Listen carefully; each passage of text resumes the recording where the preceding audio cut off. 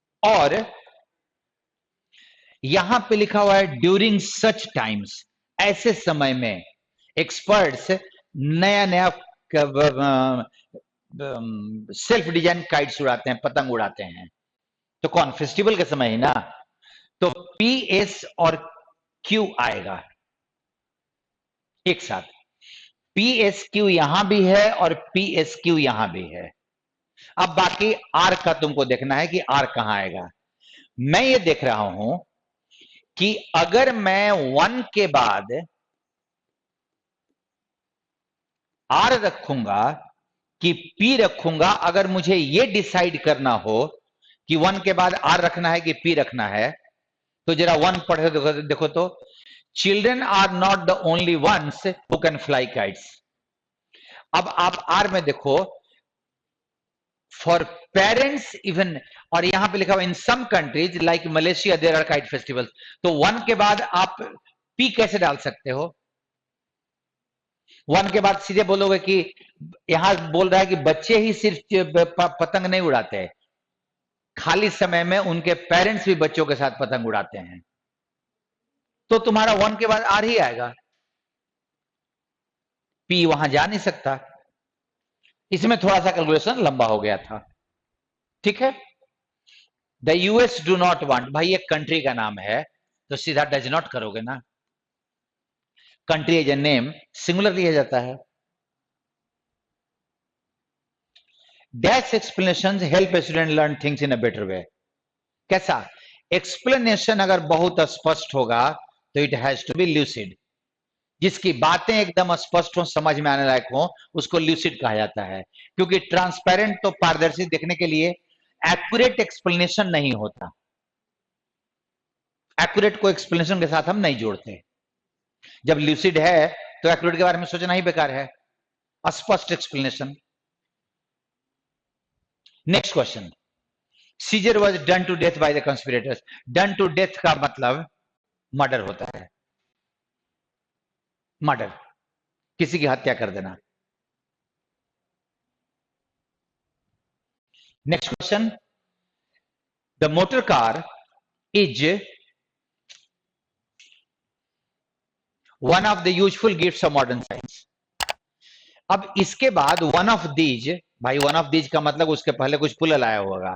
तुम क्यू को देखो, क्योंकि आपके 1 के बाद सीधा आपके क्यू के अलावे ये निगेटिव बोल रहा है, ये निगेटिव बोल रहा है, सारा सारा निगेटिव है, बस खाली क्यू एक पॉजिटिव आ रहा है। तो 1 के बाद क्यू आएगा तो सिर्फ यहीं पे एक है और कहीं है ही नहीं वो। सो ये क्वेश्चन चाहे अरेंजमेंट में कितना मुश्किल हो, इसके ऑप्शन आसान दिए हुए हैं।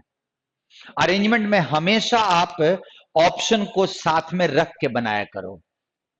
Next question, the king gave him reward, he was given, he was given, he was given, a reward was given to him by the king.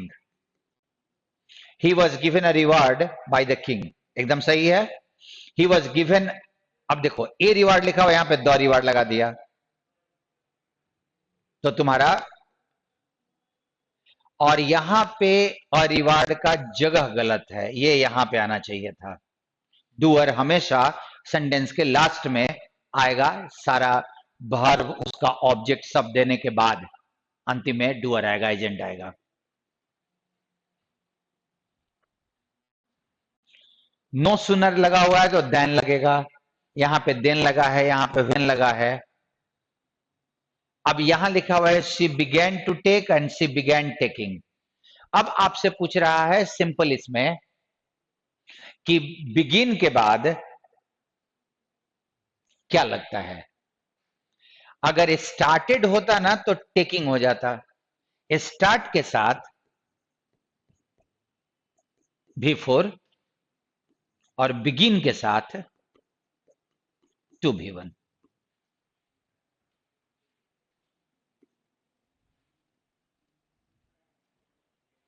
And spelling, deceive का स्पेलिंग देख लो, धोखा देना। रीन शासन करना, बिलीव सीज जब्त करना, deceive का स्पेलिंग था। क्वेश्चन अपने अच्छे स्टैंडर्ड के थे, मतलब पीटी के लायक. No problem was there and I hope you must have enjoyed. See in the next class. और अपने कमेंट्स से बताते रहो तुम्हारे कितने स्कोर आ रहे हैं, वो मैं देखता हूं. जिनका स्कोर अच्छा लगता है उनको मैं अप्रिशिएट भी करता हूं, और जिनका प्रॉब्लम होता है उनको कभी कभार मैं सलाह भी दे देता हूं. I am watching your comments. See you there. Thank you.